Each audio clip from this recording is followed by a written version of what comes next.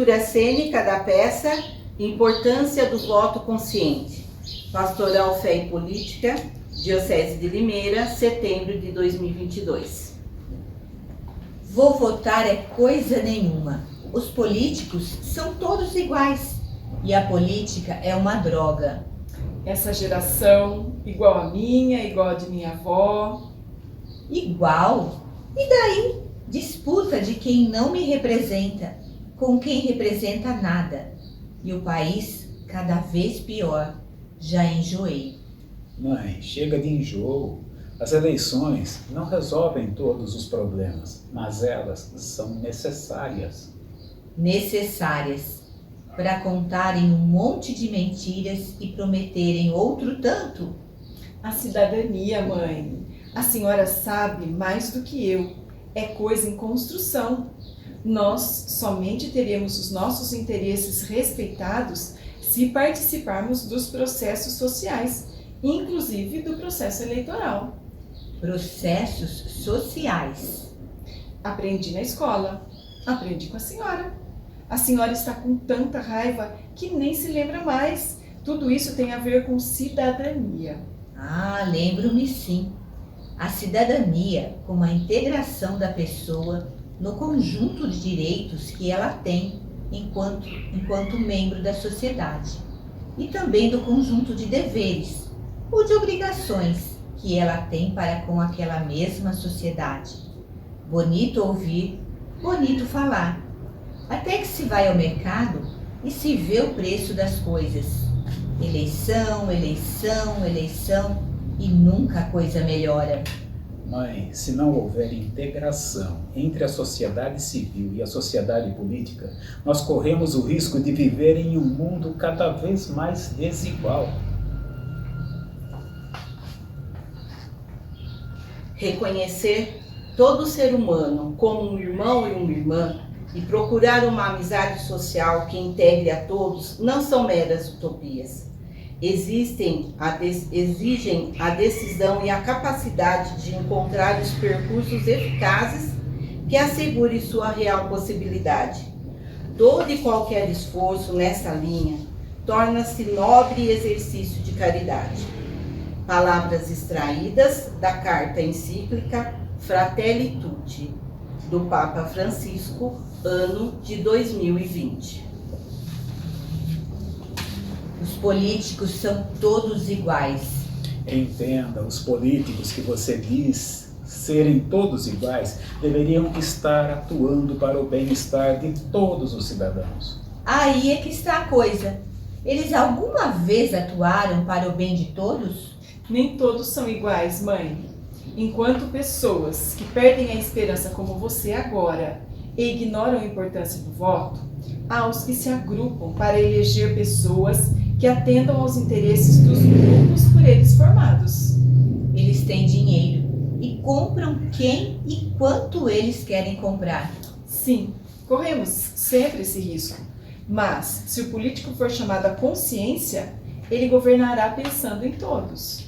Ah, e se ele não tiver? Há um processo, mãe, e o processo é demorado. E ainda que demorado, há avanços. Embora haja períodos em que a história pareceu voltar para trás, mas nós não podemos desanimar. Mas todos estão desanimados.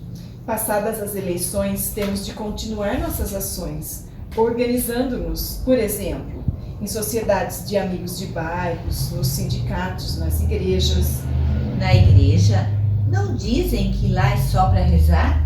A igreja não é um local, mãe. A igreja somos nós. Nós? Sim, mãe, nós que frequentamos a igreja. Nós somos a igreja. E na igreja, estudando os documentos vindos dos papas, dos bispos, das comunidades, estudando a própria Bíblia, podemos mais bem entender o que é a cidadania, o que é a justiça social e o que é o bem-estar social. Mas que documentos, meu filho? Estão aqui, mãe, a Rerum Novarum do Papa Leão XIII, quando nem os pais de seus pais eram nascidos em 1891 ela foi escrita. Tudo coisa velha. Bom, se a senhora quiser coisas mais novas, a 40º ano de 1941 do Papa Pio XI, pedindo que houvesse ordem social justa contra as crescentes concentrações de riquezas e de poder. A Mater et Magistra de João 23, de 1961, pedindo que as pessoas vivessem em solidariedade e trabalhando para o bem comum. A Paz in Terris, também de João 23, de 1963, para a proteção dos direitos humanos. A Populorum Progresso de Paulo VI, de 1967, contra a crescente marginalização dos pobres. Para, até onde vai isso? Você não perguntou? Há também a Laborem Exercens, de 1981, pedindo que os fiéis se envolvessem nas transformações dos sistemas socioeconômicos, a solicitude reis sociais, a Populorum Progresso, a centésimos anos de 1991, a Evangelium Vitae, para a formação das consciências e a transformação da cultura, a Laudato Si, alertando para os perigos do aquecimento global e da degradação do meio ambiente, a Fratelli Tutti. Até onde vai isso? Vai que também aos documentos do Concílio Episcopal Latino-Americano, como aquele de Medellín, de 68, de Puebla, de 79, de Aparecida, de 2007. Mas é tudo muito difícil. Não são difíceis, não. Difícil é aceitar e viver tudo o que há nesses documentos. Nunca foi fácil, mãe. O Brasil, por exemplo, foi colonizado há mais de 500 anos. Só em 1932 foi possível as mulheres votarem no Brasil. Os analfabetos é que sempre atrapalharam tudo. Eles vendem os votos deles. Mãe, os analfabetos deveriam também serem proibidos de trabalhar? Muito de nosso aprendizado vem de nossas vivências e de nossas convivências, não apenas das escolas. Cada pessoa tem a sua história e os seus motivos para serem do jeito que são. Você, por exemplo, vai fazer o vestibular e vai ter que aceitar essa coisa de cotas. As cotas não vieram do nada. Houve povos inteiros escravizados, houve nações de indígenas dizimadas. O mundo é um cemitério de negros, de indígenas sem sepulturas. E os descendentes deles sempre foram tratados como seres de terceira classe. Os africanos não eram escravos, foram escravizados. Os indígenas foram dizimados. Falando em terras, o que se ouve dizer é que há pessoas querendo invadir as terras dos outros. Há terras que foram tomadas à força e que vêm passando de uma geração para outra e mantidas apenas para especulação financeira. Mas a igreja também muito especulou e ela também escravizou. A igreja nunca negou os próprios erros, mãe.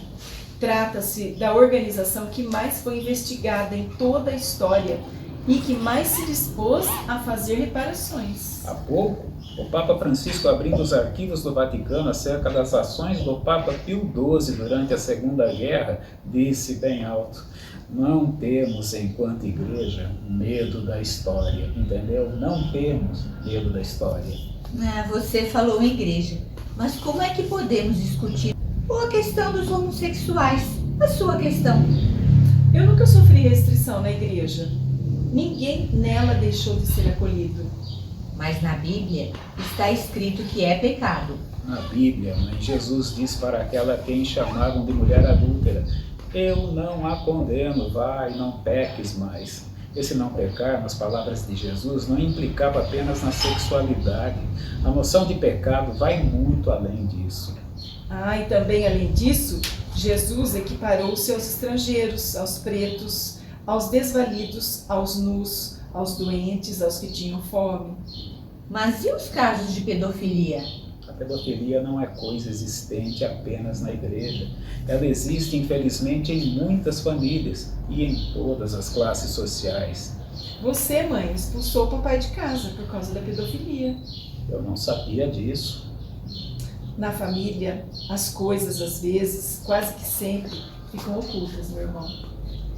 E a pedofilia também se encontra nas escolas, nos esportes, no meio artístico. Ela já falou, e é verdade. A igreja nunca negou os próprios erros, mas é muito conveniente para certos grupos fazerem acreditar que a igreja seja a causadora de todos os males que assolam a humanidade. A igreja. Nós que estamos na igreja temos de entender, mãe. A igreja somos nós. Mas, voltando ao assunto de eleição, ainda não acredito nelas. Entenda uma coisa, mãe, tudo é um processo. E ausentar-se desse processo significa apenas permitir que as injustiças continuem dominando, que milhões de pessoas continuem abaixo da linha de pobreza, que as minorias continuem sendo hostilizadas, que os preconceitos não sejam vencidos. Vou pensar nisso tudo.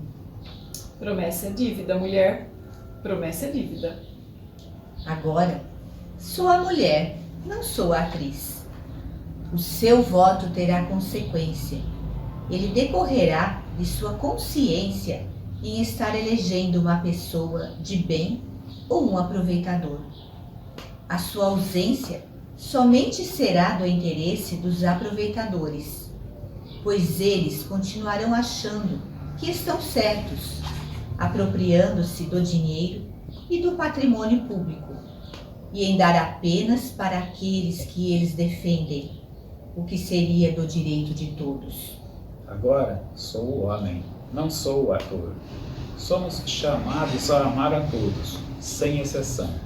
Mas amar o opressor não significa consentir que continue a ser como tal, nem levá-lo a pensar que é aceitável aquilo que ele faz.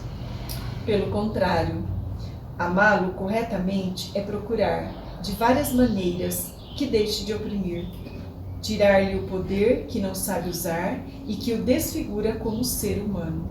Palavras também extraídas da carta encíclica Fratelli Tutti. Queridos jovens, por favor, não fiques na varanda olhando a via. Mergulheis nela. Acima de tudo, de um jeito ou do outro, sejais lutadores do bem comum. Sejais servidores dos pobres. Sejais protagonistas da revolução da caridade e do serviço, capazes de resistir às patologias do consumismo e do individualismo superficial. Palavras extraídas da exortação apostólica pós-sinodal Cristo Vivit, do Papa Francisco.